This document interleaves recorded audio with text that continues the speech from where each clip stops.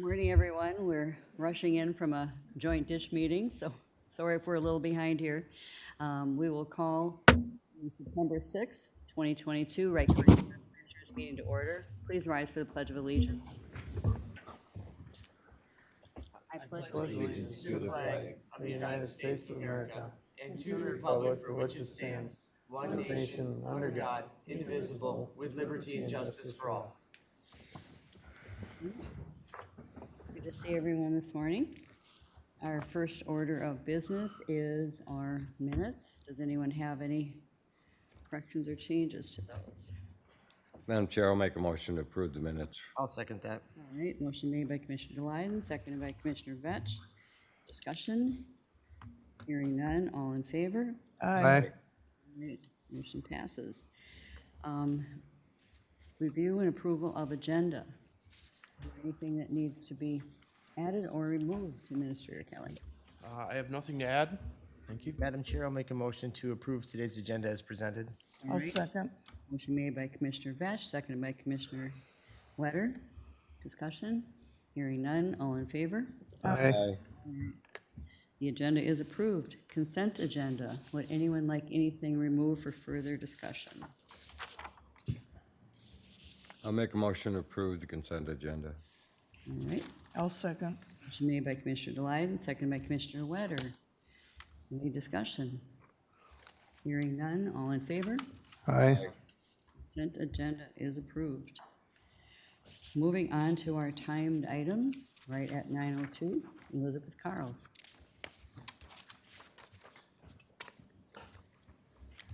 Good morning, Madam Chair, Commissioners. The board action before you is to approve the use agreement between Wright County and the Community Dental Care Clinic contingent upon state approval. We are also asking that you allow staff to accept minor and inconsequential changes to the agreement. The use agreement was submitted during a board workshop back in November. We went through some discussions around it, and then it was sent to the state for approval. Since that time, the state and Flirting Hood have gone back on some changes, so that was the version that was submitted with the board packet today. And we need this in place for the clinic to operate, and they are currently planning to operate or open for operations on September 19th. All right. Madam Chair, I'll make a motion to approve the use agreement between Wright County and Community Dental contingent on state approval and authorize staff to accept minor and inconsequential changes. I'll second it. Motion made by Commissioner Vetch, seconded by Commissioner DeLiden. Any discussion on that? Hearing none, all in favor? Aye. Any opposed? Aye. Motion passes 4-1. Thank you. All right. We have someone standing in for Yep, Mr. yes, you got Attorney the, Bowen. yeah, you got the JV team instead today, sorry. Yeah. You're good, you're good. Good morning. Morning. Commissioners and Madam Chair, I before you this morning on an item that Mr. Kreiser put on the agenda regarding the Maple Lake Improvement District. It was created by Resolution 1760, which we've attached to the items for today's meeting. We're asking that 17-60 be amended. Essentially, 103B.551 establishes some of the powers that a lake improvement district can undertake. The current resolution actually omits one of the powers. It was really an inadvertent admission, it seems. So we're just asking for a little clarification and just for an amendment to that 2017 Lake Improvement District resolution. It really is a pretty small minor detail in the whole grand scheme of things. Thank you. Madam Chair. Yes. I'll make a motion to approve and clarify the Maple Lake Improvement District resolution, adding that language change regarding the control structures. And I'll second comment it. that. And All right. Motion made Mr. Bowen, I guess I was always under the impression that I didn't realize it was something that had to be delegated by language from the county board to LIDS to be able to have that control structure piece. Well, since the county board, created it and enumerated the powers and they're in statute, it really, it seems a little overly technical. I agree. Yeah, yeah. I was surprised that it had been 5 years since we've created this. been that long? It seems like it was about 2 years ago. So, Madam Chair, yeah, Commissioner Ketchmark. question for, thanks for coming in, Attorney Bowen today.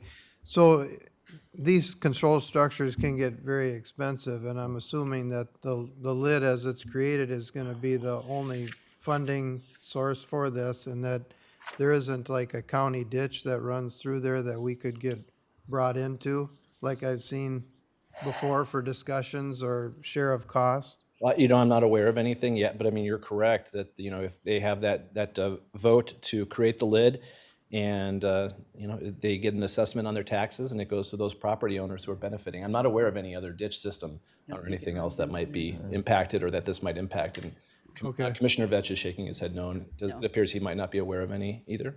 Okay. All right, thank you. Thank you, Commissioner. Madam Chair, Yeah, Commissioner Lyman. the only issues that the county does on the property on the north side, an access, lake access, so we'll probably end up having to pay a certain amount for that. And I believe the parks is aware of that, and they've always put it in their budget to take care of that. Madam Chair, Commissioner Vetch. and not knowing firsthand, but I believe the likelihood that they're probably going for some grant funding for this control structure would be my guess, so. All right. Any other discussion? Hearing none, roll call vote. Commissioner Ketchmark. Aye. Aye. Aye. Aye. Aye. All right. Resolution passes 5-0. Thank you very much. Thank you, Attorney Bowen. All right. Moving right along. So we don't have Patty, but we have Karen. Welcome, Karen. Thank you. For those of you who've met Patty, you know I could never fill those shoes. Oh. So good morning. It's a pleasure to be here. My name's Karen Punsack. I'm the Executive Director for Great River Regional Library. I believe Patty submitted the documents today, so that's likely how our admin assistant's name got on the agenda. I'm here today to talk about the budget process at Great River Regional Library. We historically have come twice a year to our county stakeholders to talk about library activities, and then at budget time, if someone could bring up the packet and the PowerPoint, I can walk you through that. And I have it in front of me, so I'll start talking because I believe you, the commissioners, can see this in your packet right now. So Great River Regional Library is a 6-county system. We range from Staples to Delano and Belgrade to Foley. So we're a pretty big geographic region with 32 libraries in the whole system, including GRRL to go in Sartell. So that's our 33rd location. Back in, if you go to the next slide, the Great River Regional Library updated their strategic plan last year. So we kept our core values. We tweaked our strategic priorities so they're a little more focused. We're going to be focusing on literacy, access, library awareness, and operational excellence in the coming years. And the library awareness piece was a new one for us. We had heard a lot from the people using our libraries and people in our communities that they simply don't know all of the things that are available from the library. So we'll be growing that focus. The other thing we are adding is a theory of change. People in our communities can thrive, find and use trusted information they need to thrive. That is the reason Great River exists, and that's going to help us focus in the coming 5-year period to just offer more things in new ways to the people that use the library. If you go to the next slide, you can see Wright County has 9 locations of the 33 in Great River Regional Library. They're awesome libraries. They're all very unique, and I encourage you to stop by if you haven't been in one of those libraries. In the past year, we actually added hours at the beginning in January in 7 of those locations. We are now open an additional 16 hours a week, partly due to budget and partly due to the flexibility of our staff. Most of our staff are part-time positions, and so they have lives outside of the library. And it took some adjustments on a personal level in order for us to be able to offer additional services to our community. So I would really want to credit our staff in making that additional enhancement to services at the beginning of this year. One of the great things about Wright County is it is one of the largest stakeholders in the system.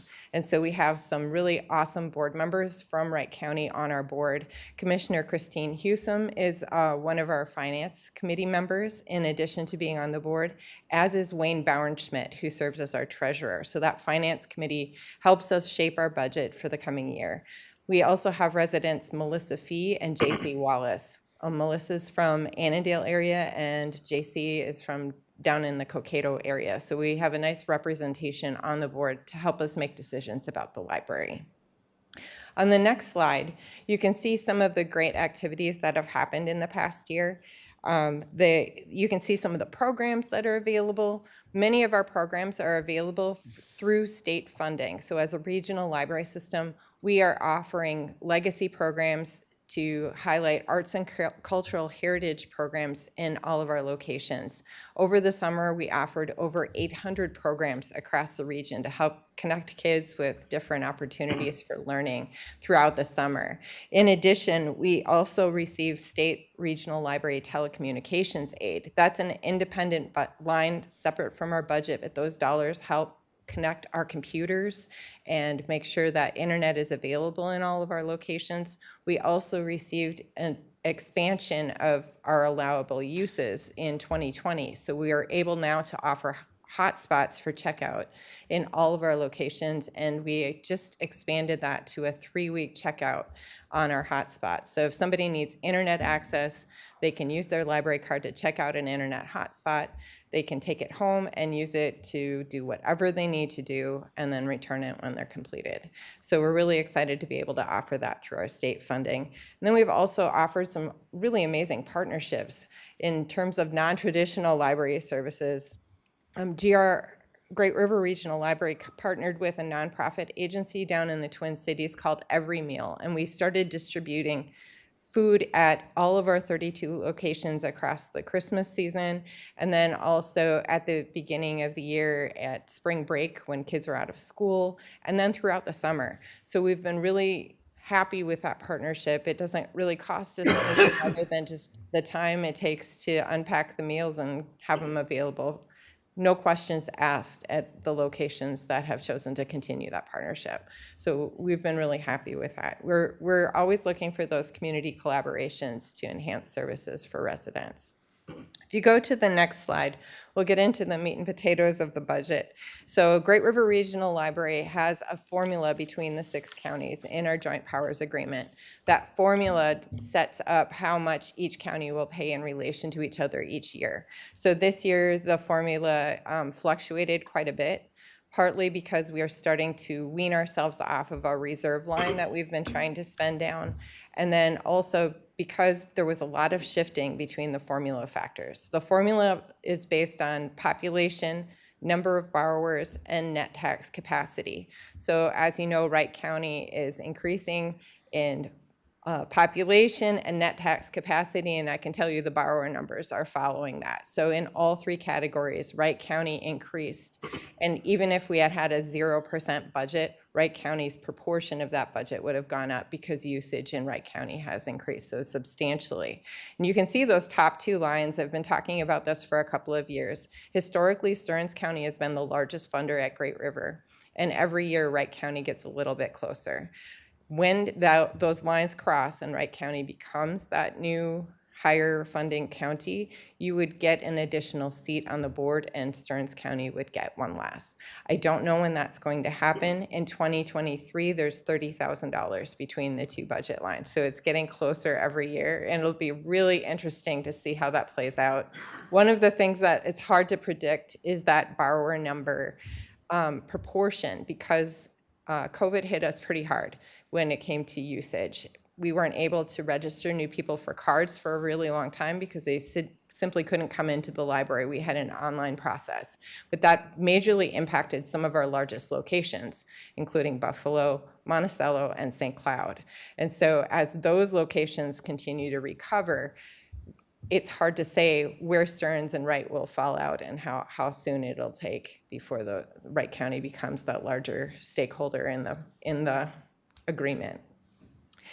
If you go to the next slide, you can see all of the different revenue sources for the Great River budget next year. And Wright County is that orange slice of the pie, and Stearns County is the purple slice. They're very similar sized.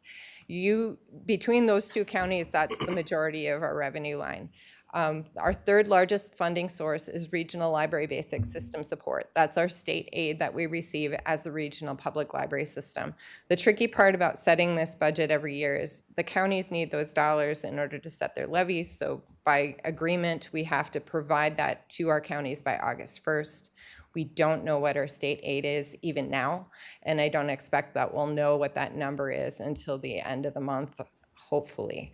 And that number can fluctuate up to $100,000 in either direction. So we're basically guessing on 17% of the budget every year. That being said, there's also some larger slices of the pie that are starting to shrink a little bit. Cash reserves is about 2% of the budget for next year, and the surplus carryover is 3%. That surplus is something we've been incorporating into the budget with the goal of not having such a large reserve at Great River. So in the past, if we had a surplus at the end of the year, that would go into reserves. Now we're actually carrying that forward into the future budget year. So that amount fluctuates from one year to the next. And then at one point we had up to 6.5 months of cash reserves, and it kind of creeped up closer to 7. And Great River's board said we really need to use those dollars to offset the budget so that our counties don't have such a large burden. So this year, between those two categories for 2022, we had over $700,000 in that budget line. For 2023, we've reduced that to about $500,000, knowing that that's one-time revenue from cash reserves, and then the surplus carryover from last year was already determined in December. So we'll continue those practices, but it will cause some shifts within the budget. The other revenue line that has taken a pretty big hit over the last couple of years is interest. At one point, we had a 6-figure number in that part of the budget, and it's slowly creeping back up. And once that increases, that'll offset some of the county contributions. But just know that those are things that we're being very deliberate about so that our counties don't carry too much of the burden.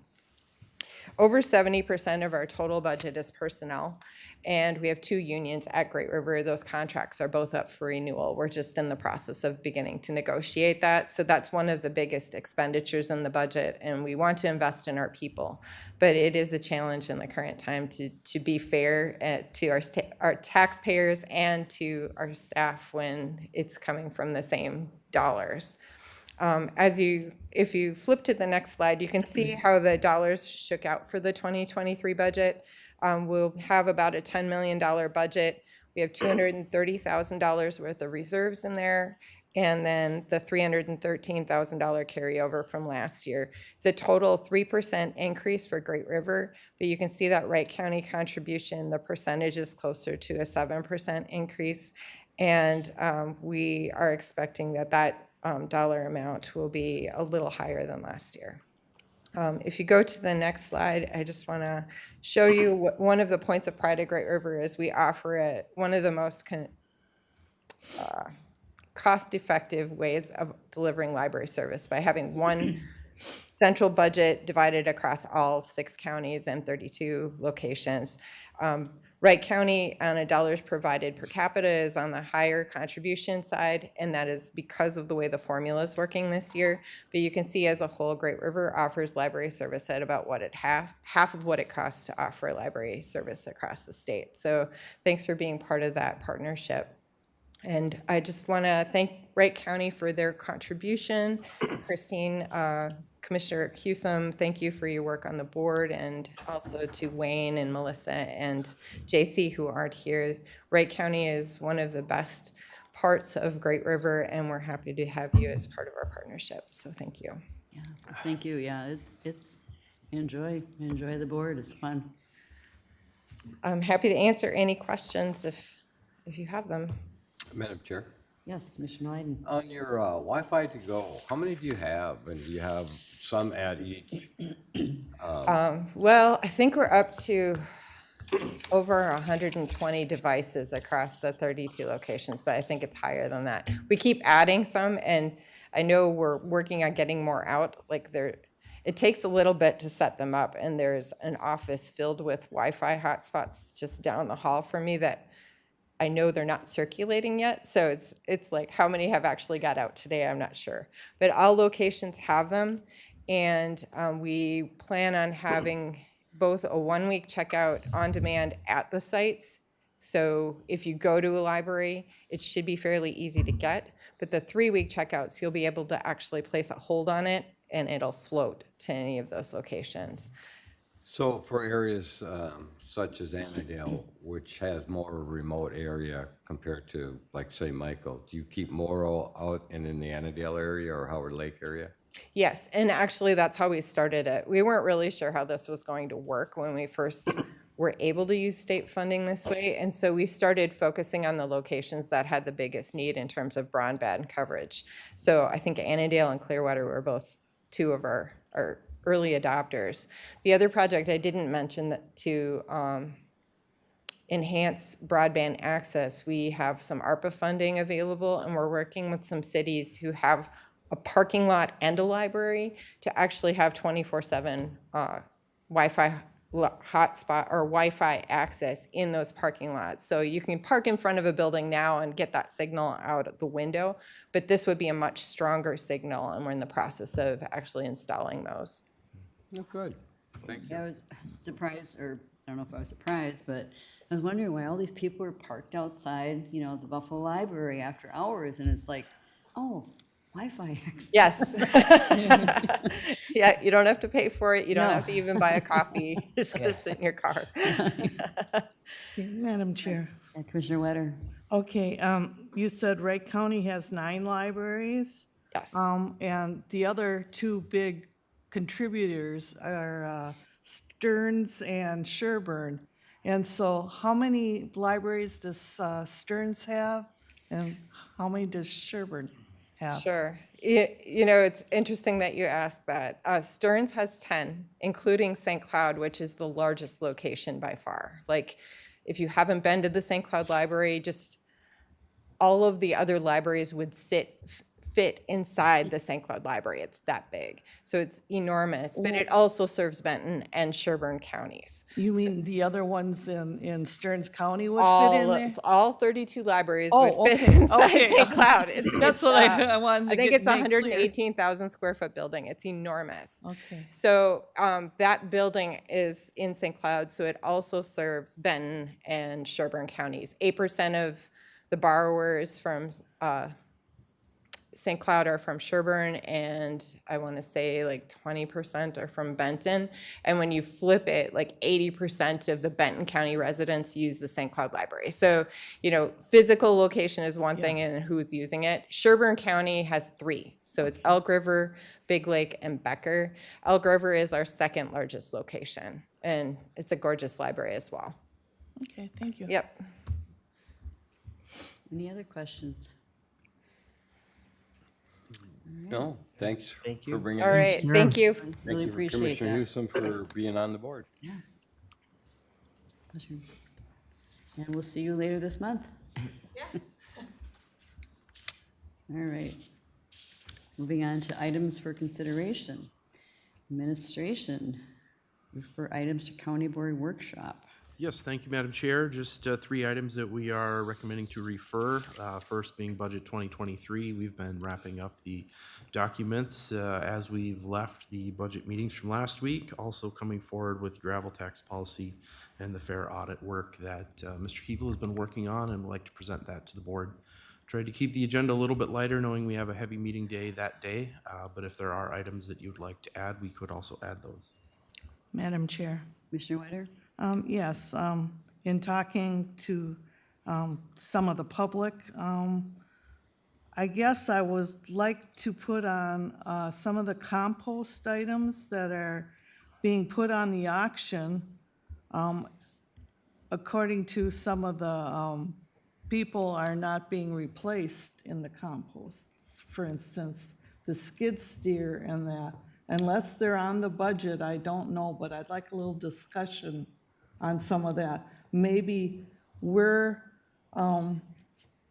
doing something quicker than what should be done in order, you know, something, if you're getting rid of something, it should be replaced if the the employees are using that. And so that's what I'm concerned about. And especially since they've had nobody that's really been in charge of the compost plant for a year, and some of this is getting put on the auction. I'm curious whether it's being replaced or not, so. Yeah, that sounds like a So, broader discussion to Yeah. gather that information to see what. Yeah, and even in some of the other areas, when things are getting sold on auction, whether they're actually being replaced or not, if they're still being used, you begin to wonder. So that's my reasoning behind that. yep, Madam Chair, if I could, I think it'd be good if we could provide you with just an overview of what's been sent on the auction thus far. Commissioner Wetter brought this question to my attention prior to the meeting, and I did send back and forth with a few staff. There'd been a walkthrough with staff there and taking pictures of what was, in their opinion, needed to be, still needed to keep or did not need to keep. And numerous items were, as you know, put on the auction to sell. Some are not going to be replaced, but I think it might be good we could just provide an overview of what's been sold to this point and have the discussion Commissioner Yeah, Wetter's thank you asked for for. bringing that up. Thank you. Anything else? All right, well, we've got 4 good items, and we'll take it from there. All right. Committee minutes, 911 committee. Mr. Ketchmark. Yes, Madam Chair. Well, the 911 Planning Committee met on August 30th, and first meeting I'd been of that committee, and it's been a while since they met. The topic was new workstations for the Law Enforcement Center, Communication Center. Sheriff's Office staff had 3 bids for the work.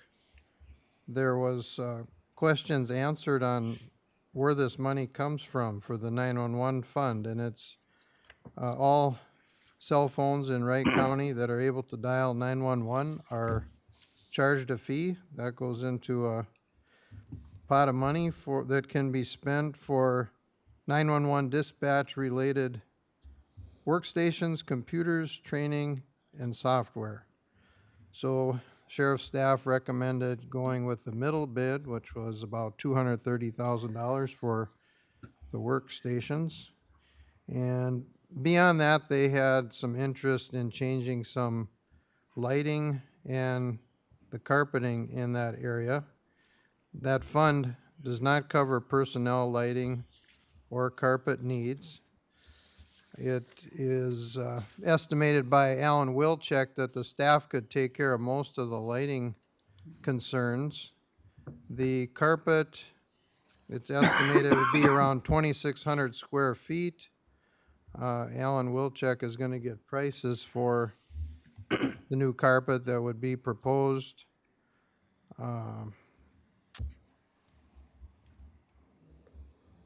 We're gonna look at what the cost is gonna be and then figure out where that funding could come from.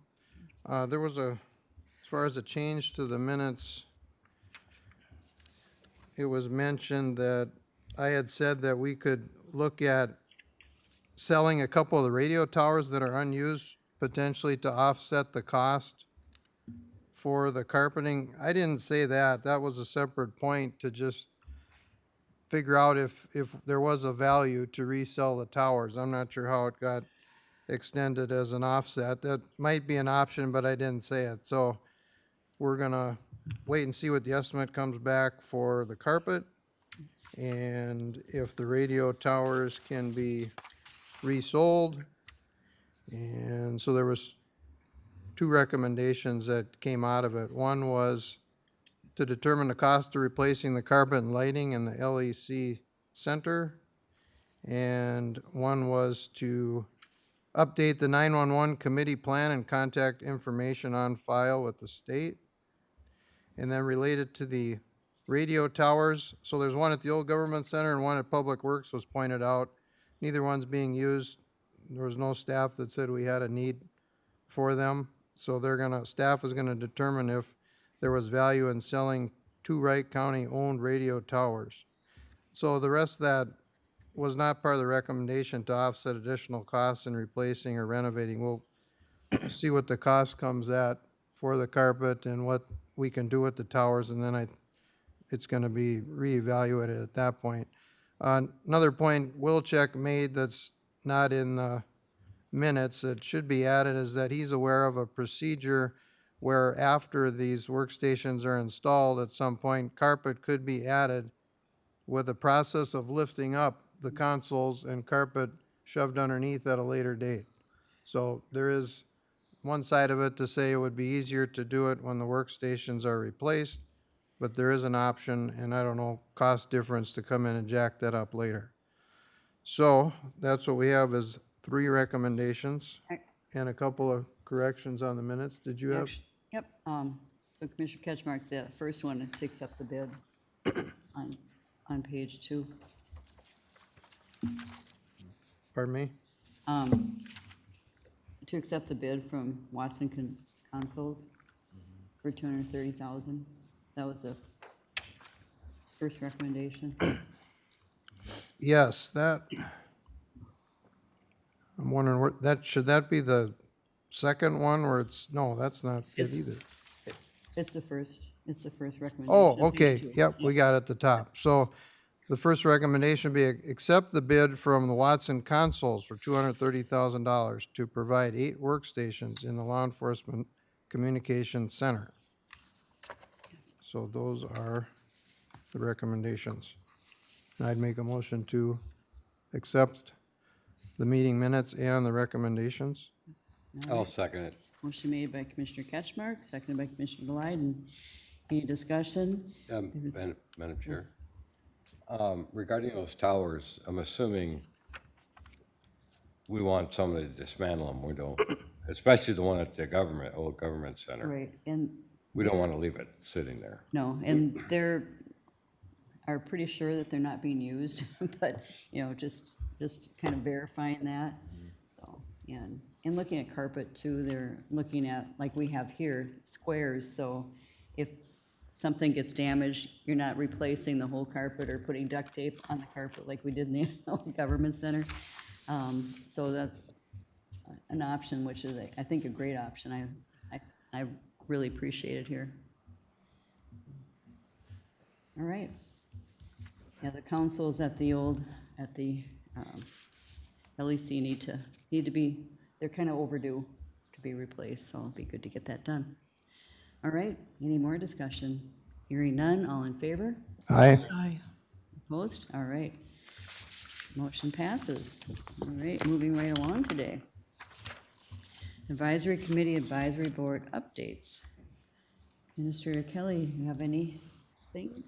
As I mentioned, just working on preparations of the budget, working towards the final resolution, which we do plan to adopt on the 20th board meeting. We will, as I mentioned earlier, have follow-up information as we fold it together for the workshop next week. So outside of that, a lot of kind of back room, I guess you will, working on the budget, making sure we have everything counted for. Additionally, putting some work in on some policy items that we've been looking at changing for a while that'll be coming forward here in the future. So, Great, thank you. Commissioner Ketchmark. Thank you, Madam Chair.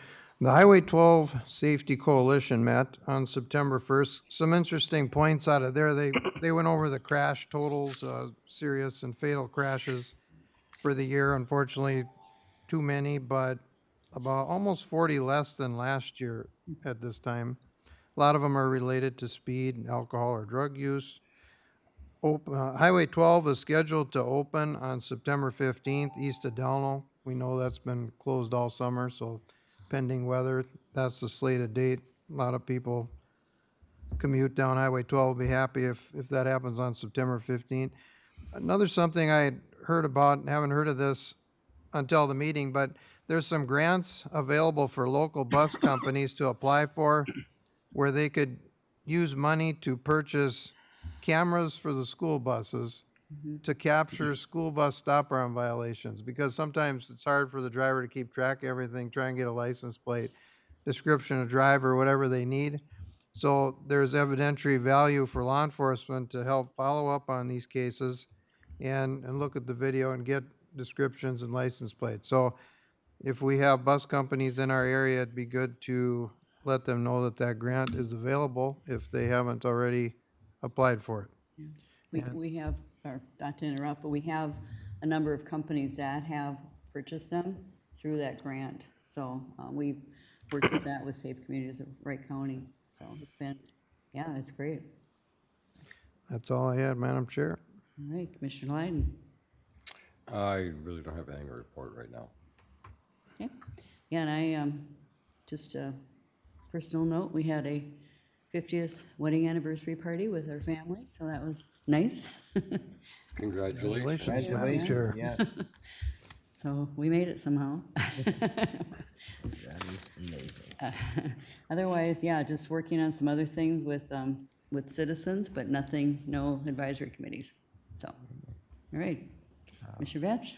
Last week on Wednesday, myself and Commissioner Wetter, we toured a number of gravel pits. We actually looked at 4 different locations, looked at a variety of different types of operations from small scale, large scale to asphalt plants. So You very, learned a lot, very huh? insightful. So lots of good information that we'll be able to discuss in future meetings regarding the gravel operations in Wright County. That's good. Yeah. that okay? Commissioner Wetter? Yes, I had to leave early on that, I pardon. But anyways, I had a Central Minnesota Council on Aging meeting, and we heard from Clifton Larson Allen on their audit, and everything was fine there, so. And the half-year summary of services, it was interesting because they have the dollars to provide services, but like everybody else in, I think, the nation, they don't have employees or volunteers to actually carry out those services. So they're hurting in that aspect right now. And they had over 109,000 unawarded Title IIIB ARP funds. And so they put it out to some of their providers, and they focused on homemaker, chore, and assisted transportation services. And actually, Wright County Community Action received some additional funds, so I was happy to see that. Then we heard about programs for seniors to get them involved to end isolation and loneliness. And before I talked about the robotic pets that they have both dogs and cats. And what that does is they put it, it allows the caregiver to actually go and do something else while the person that they're providing the care to is occupied with this robotic animal.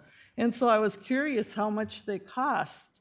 And like the dogs and cats, they're only like $120. Really? And so I was really surprised at that. So they're gonna be up to about 37 now that they're gonna be putting out, so. But I thought that was interesting, because once in a while, the caregiver can't be there 100% of the time. They might have to go tend to washing dishes or something or other, so it gives that person, some time to do that, so. Right, and they're very entertaining, so, Yeah. those little robotics, so I can see that would be a good option if you can't have a real pet. And I guess the cat, as you pet it, it purrs. I thought that sounded interesting, so anyways, that's all I have to report, Madam Chair. My next dog will be a robotic. Yeah, that's what everybody says. I want one of those so I don't have to clean up after them. All right, well, if there's nothing else to come before the board, we are adjourned at 9:40. Thanks, everyone.